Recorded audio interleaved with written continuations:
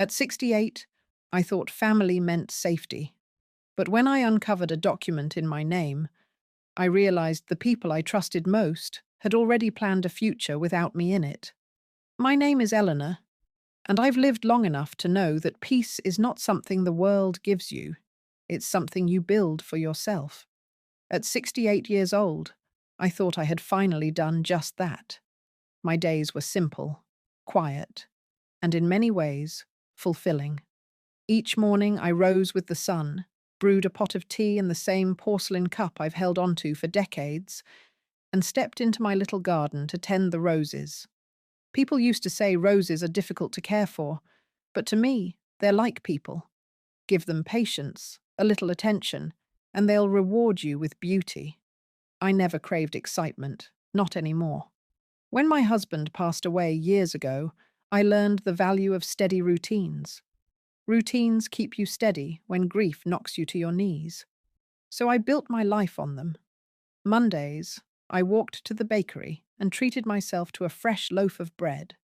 Wednesdays, I joined a small knitting circle at the library, a group of women who, like me, had weathered storms, life threw their way. Sundays, I went to church and found comfort in familiar hymns that reminded me of my childhood. I wasn't rich, not by anyone's standards, but I had enough. The bills were paid, the cupboards were full, and I even had a little tucked away in savings from a lifetime of careful living. My husband used to call me the squirrel because I had a habit of putting away every extra penny, preparing for winters that sometimes never came. That money wasn't much, but it was mine, earned honestly, saved quietly, guarded carefully. Neighbours knew me as the kind old woman in the ivy-wrapped cottage. Children would wave when they ran by, and I'd sometimes hand them cookies through the gate. People said I carried myself with dignity, but to me, it was just habit. Being kind costs nothing, and it often returns to you in ways you least expect. I was never one for loud declarations or meddling in other people's lives. I liked my peace, and I liked to keep to myself. Still, there was an ache underneath all that calm. I won't pretend otherwise. Family, my own blood, was a complicated matter. I had given everything to raise them, worked long hours, sacrificed sleep, and stretched every dollar to make sure my children never went without. And yet, as I grew older, the calls became fewer, the visits shorter, the warmth thinner. They were always too busy, too distracted, too wrapped up in their own lives. I told myself that was just how it was, that children grow up and drift away. But deep down, it stung. It always stung. Despite that, I never stopped hoping. Every time the phone rang, I wished it might be them. Every knock at the door, I thought maybe it was a surprise visit. That's what mothers do. We hope, even when reason tells us not to. But life had taught me to find joy in what was still mine. My garden, my books, my little circle of friends at the library. These were my treasures, and they kept me from feeling the full weight of loneliness. Looking back now, I see how fragile that peace really was. I thought I had created a life no one could disturb, a quiet existence where the greatest surprise was whether my roses would bloom early or late in the season. I had no idea that betrayal was already creeping toward me, wearing familiar faces and carrying my own last name. At the time, I still believed my worst days were behind me. Grief, loss, loneliness. I had weathered them all, and I thought I had earned the right to live the rest of my days in calm. But life, as it often does, had other plans. Plans I could never have imagined. Because just when I thought my story was winding down, I discovered something that ripped the floor out from under me. Something so cruel, so deliberate, that it made me question not only the love of my own family, but whether I was safe in my own home at all. I didn't know it yet, but the people I trusted most had already written me off. They weren't waiting for me to live. They were waiting for me to die. It started with something so small, I almost ignored it. A plain white envelope slipped into my mailbox on a chilly autumn morning. No handwriting, just my name typed neatly across the front. I assumed it was junk mail, or another promotion from some company trying to sell me things I didn't need. Still, out of habit, I opened it as I sat at the kitchen table with my tea. The first lines made my stomach tighten. Policyholder, Eleanor. Beneficiaries, Daniel Whitford and Lisa Grant. Anticipated payout in the event of death before December 31st.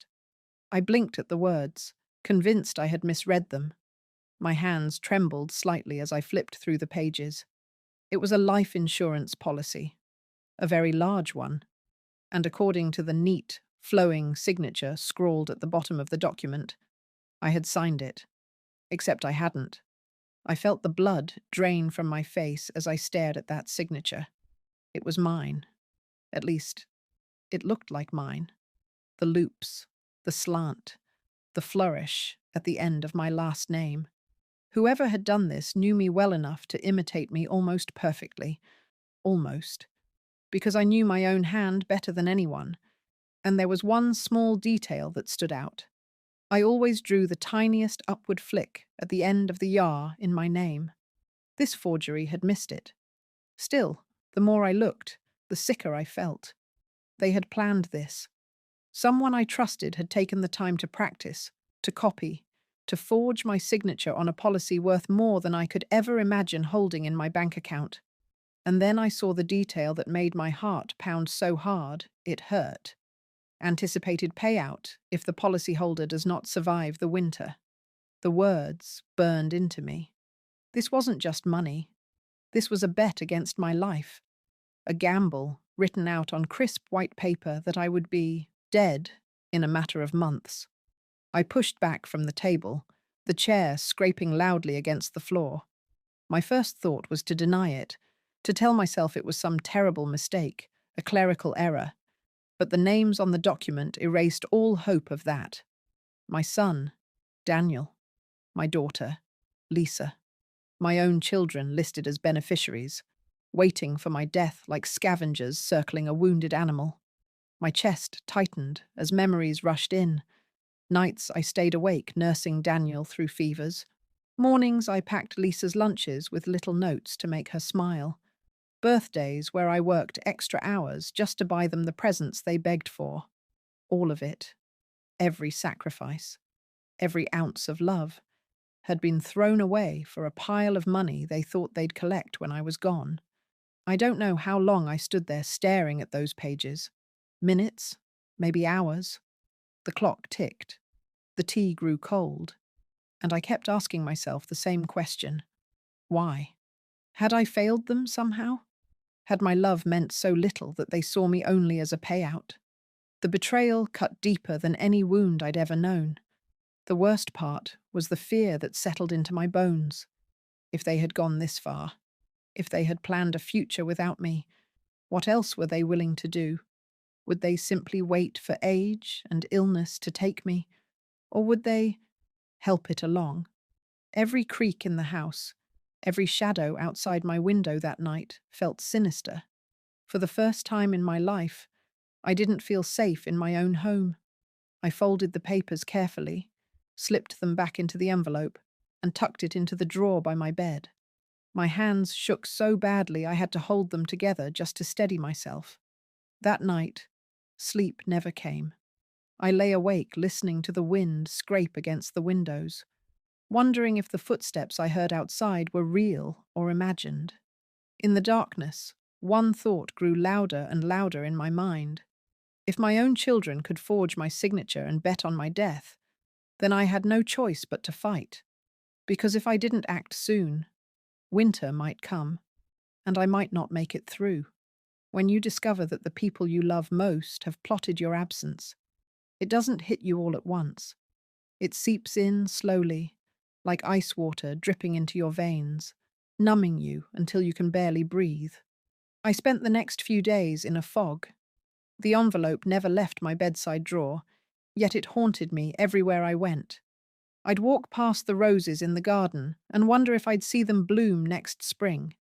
I'd make a cup of tea and catch myself staring at the steam, thinking, if they've already written me off, maybe I really won't last the winter. The betrayal was heavy, like carrying a stone in my chest. I thought about Daniel, the way he used to crawl into my lap with his toy cars, how I'd stay up until midnight helping him build school projects when he'd forgotten to mention them until the last minute.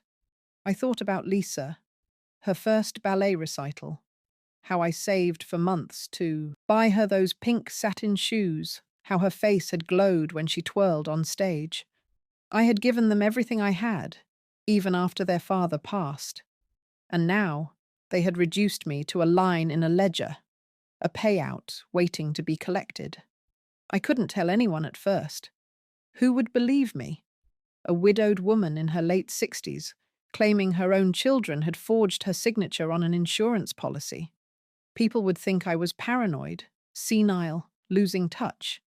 Even I started to question myself. I pulled out old letters I had written, compared the signatures, looked again and again for proof that I wasn't imagining it.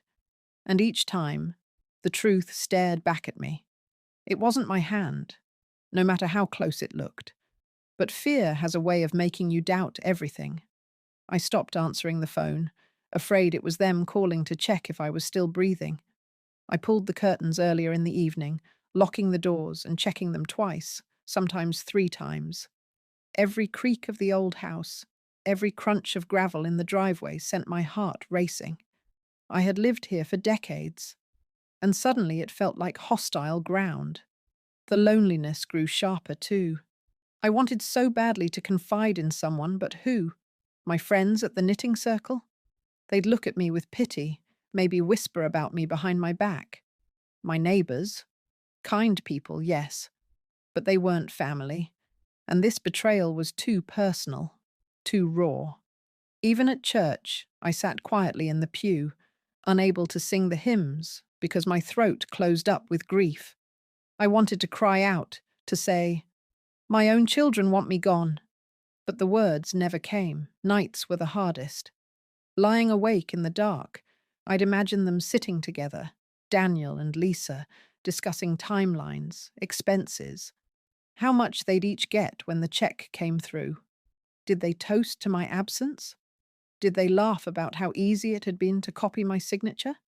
The thought gnawed at me until I felt sick. And yet, beneath all that fear and sorrow, something else began to take shape. A quiet, simmering anger. I had spent my life swallowing disappointment, excusing neglect, telling myself times were different and children grew apart. But this was no misunderstanding. This wasn't forgetting my birthday or skipping a holiday dinner. This was betrayal of the deepest kind.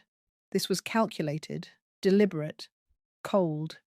One evening, as I sat at the kitchen table staring at the envelope, I whispered aloud, "They think I'm weak. They think I'm already gone." Saying it broke something open in me.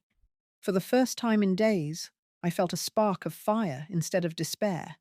If they had written me off, if they believed I would simply fade away, then they didn't know me at all.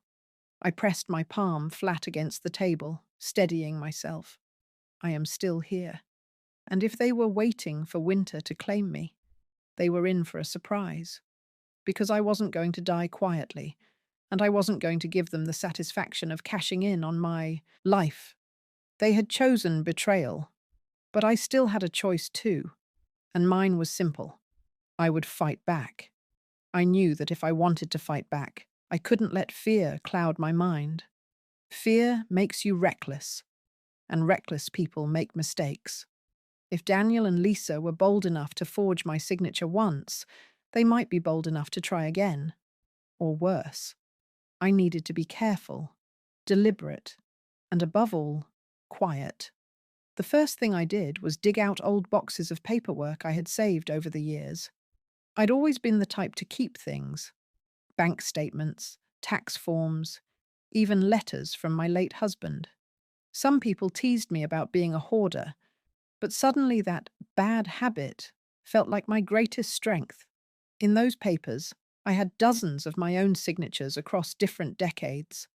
I sat at my kitchen table, laying them out in neat rows, comparing each curve and flick of my handwriting to the forged one on the policy. It was almost perfect.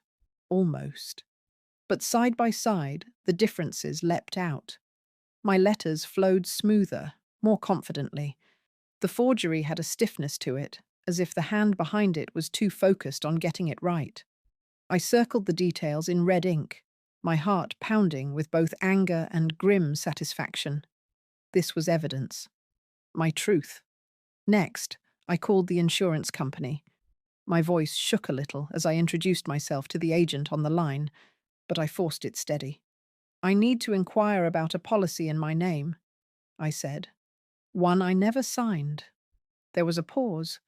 Then the agent asked for details. I gave them the policy number from the papers. The silence that followed was long enough for me to hear my own pulse in my ears. Finally, she said, "Yes, Mrs. Eleanor? We do have that on file. It was signed and filed 2 months ago." I closed my eyes.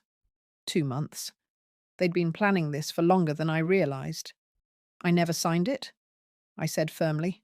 "That is not my signature. Someone forged it." The agent hesitated, then lowered her voice. "This is a serious matter. Do you have reason to believe it was family members?" The question hit me like a slap. I wanted to scream yes, but instead I whispered, "I do." Her tone softened. "I can flag the account for investigation, but you'll need to submit a written complaint. If this is fraud, it may involve law enforcement." After I hung up, I sat for a long time in silence. The house felt colder, emptier, but inside me something was hardening. This wasn't just betrayal anymore. It was a crime. I began keeping a journal that night, writing down every detail I could think of.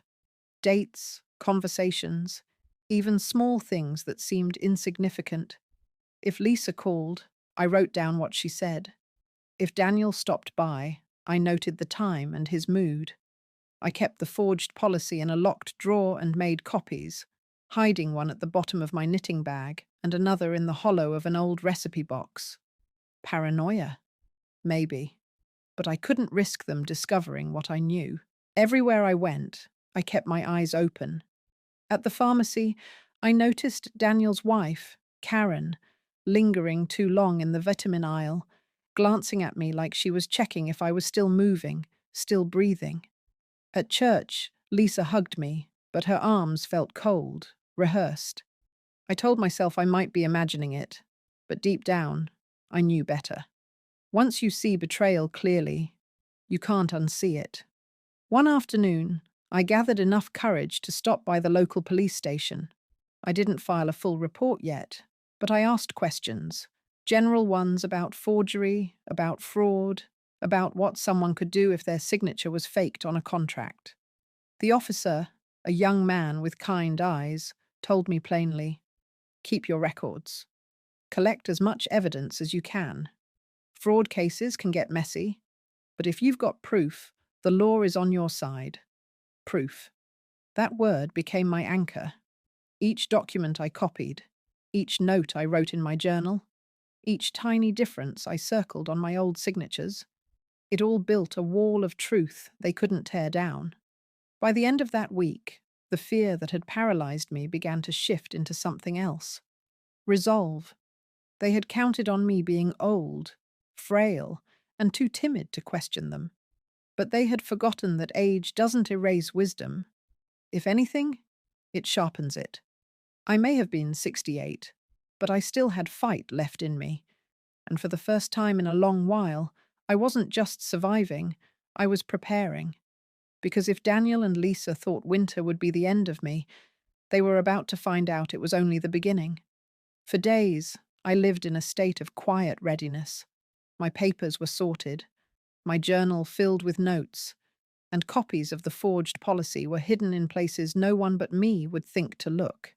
But preparation means little if you don't act. And I knew if I hesitated too long, fear would start gnawing at my courage again. So one morning, I put on my best coat. The navy one my husband used to say made me look dignified. and walked into the police station. My knees ached, my heart raced, but I kept my chin high. I wasn't here as a frightened old woman. I was here as a victim demanding justice. The young officer at the desk looked up, surprised to see me. "Good morning, ma'am. How can I help you?" I laid the envelope on the counter. My voice didn't shake this time. "I need to report a fraud, a forgery, and the people who did it are my own children." His expression shifted instantly, curiosity and concern replacing politeness. He led me to a small office, where a detective soon joined us. A woman in her 40s, sharp eyes, calm demeanor. She introduced herself as Detective Ramirez. "Tell me everything," she said. And I did. I told her about the envelope, the forged signature, the policy that bet against my life. I showed her the comparisons I had made between my real signatures and the fake one. I slid over the notes from my journal, the dates, the calls, the details. My voice grew stronger with each piece of evidence I presented, like laying bricks in a wall that no one could knock down. When I finished, Detective Ramirez leaned back in her chair, studying me. For a long moment, the room was silent except for the hum of the fluorescent light above. Then she said, "You've done more groundwork than most people ever do. This isn't paranoia, Mrs. Eleanor. This is a case. And you were right to come here." Relief flooded through me so suddenly I almost cried. For the first time since I opened that cursed envelope, I felt like someone believed me.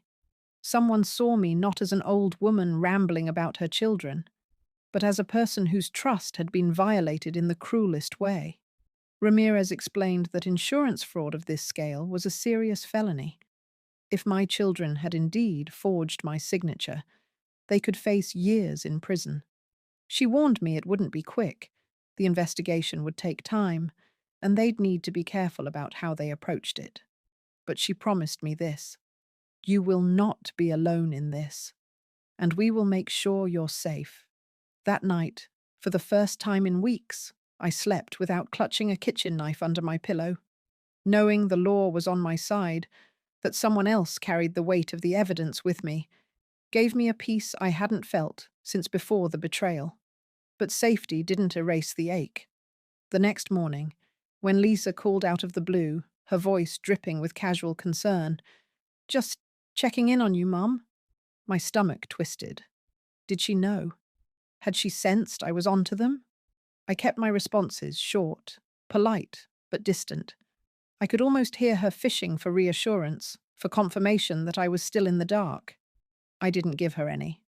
After the call, I jotted down the time, her words, her tone. It was habit now. Documentation had become my weapon. Weeks passed as the investigation moved quietly. Ramirez called me with updates, careful and measured. "We've pulled the original documents," she told me once. "You were right. The handwriting analysis supports forgery. We're building the case." Each word was both a balm and a wound. Balm because I was vindicated. Wound because every confirmation meant my children truly had done this, without shame, without hesitation.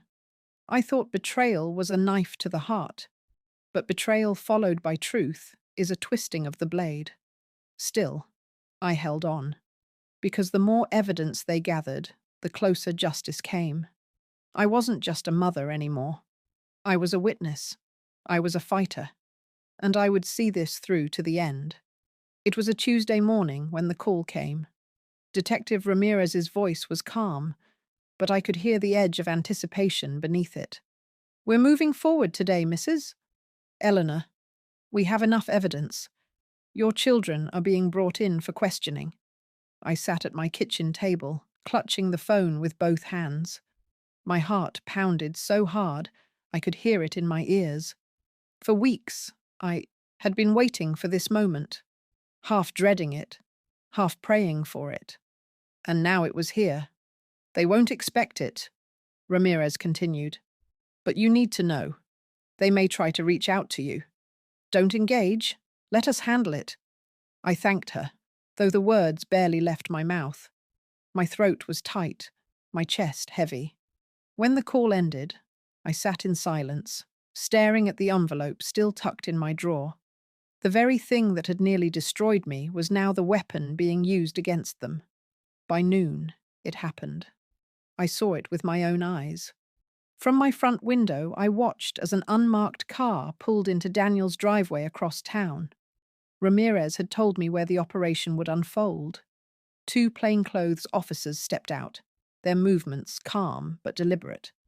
Moments later, Daniel appeared at the door, confusion etched on his face. Then anger. He argued, gestured wildly, but within minutes his hands were cuffed. I pressed a trembling hand to my lips. My son, my firstborn, being led into the back of a police car like a common criminal. Not long after, I learned Lisa had been taken in too. They had confronted her at her office. She had broken down in tears, swearing she knew nothing, but the evidence told another story. Her name was on the documents. Her voice was on recorded calls with the insurance agent. Lies, layered on lies, all crumbling under the weight of truth. That evening, Detective Ramirez called again. We confronted them separately. Your son denied everything at first. Your daughter tried to pin it all on him. But the handwriting analysis, the financial records, the forged signature, it's airtight. They won't be able to worm their way out of this. I should have felt triumphant, vindicated, and in a way, I did. But beneath it all was a grief so deep it made my bones ache. These were my children, flesh of my flesh, and they had traded my life for money. The next day, Ramirez asked me to come down to the station. They may try to manipulate you if given the chance, she said, but you need to see this through. So I went.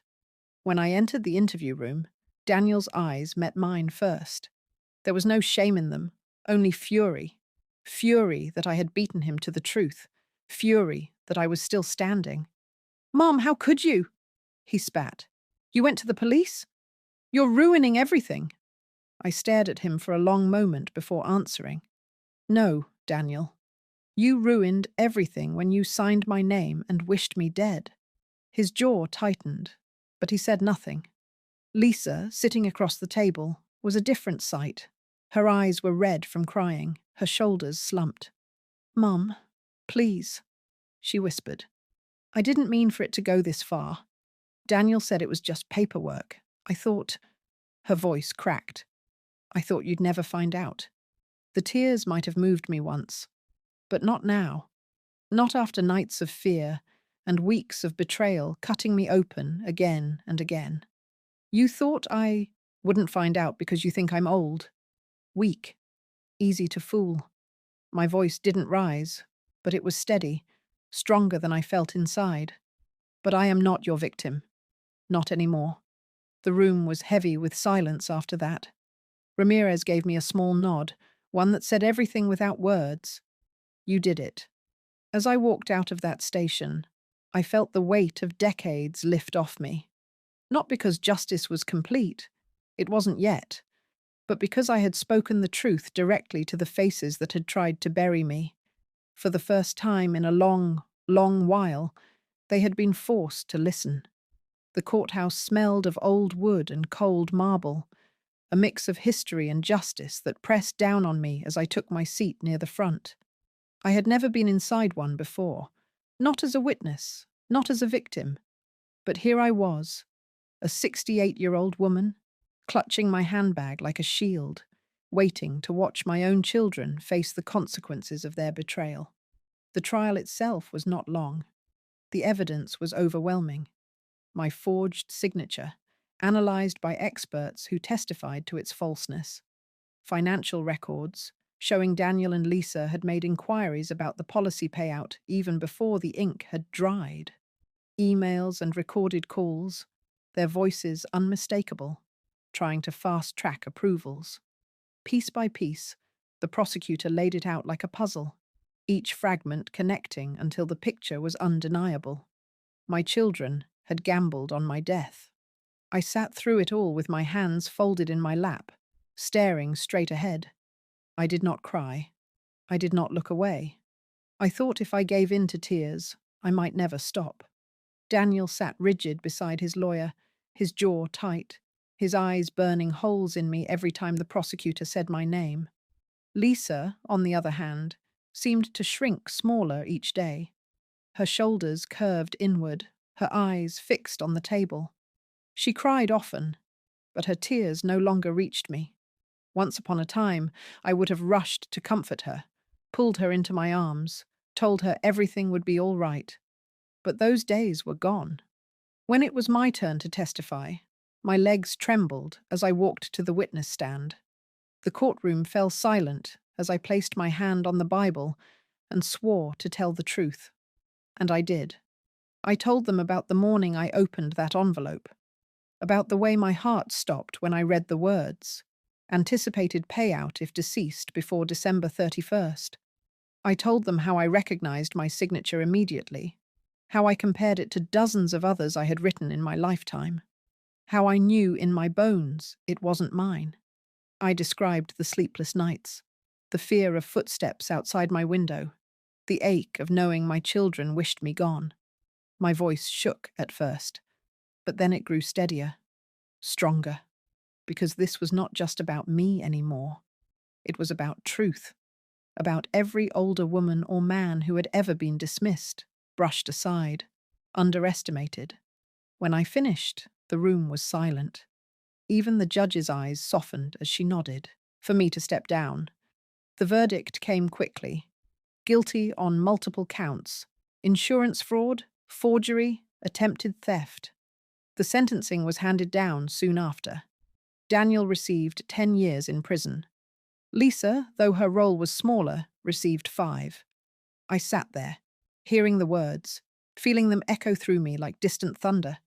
My children, my own flesh and blood, were going to prison. And yet, I did not feel triumph. Not really. What I felt was something colder, heavier. Justice, yes. But also grief. Grief that it had come to this. Grief that the family I had spent my life building had rotted from the inside out. After the judge adjourned, people filed out quietly. Some glanced at me with sympathy, others with shock. A few whispered as they passed. I ignored them all.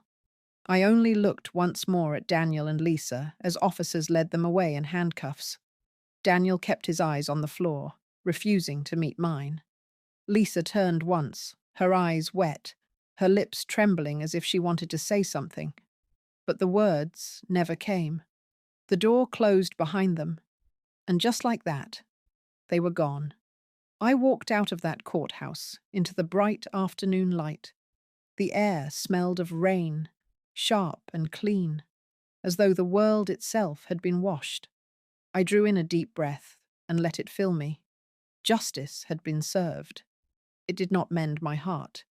It did not erase the betrayal.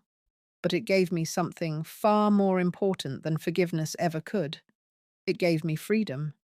When the courthouse doors closed behind me that day, I knew a chapter of my life had ended. Not the way I ever imagined. Not the way a mother dreams for her children. But ended all the same. Daniel and Lisa were no longer just my children in my heart. They were convicted criminals in the eyes of the law. That truth was heavy, yes, but it was also liberating. In the weeks that followed, I learned something about silence. Silence, when it comes from betrayal, feels suffocating. But silence after justice, that silence is peace. My phone no longer rang with half-hearted check-ins.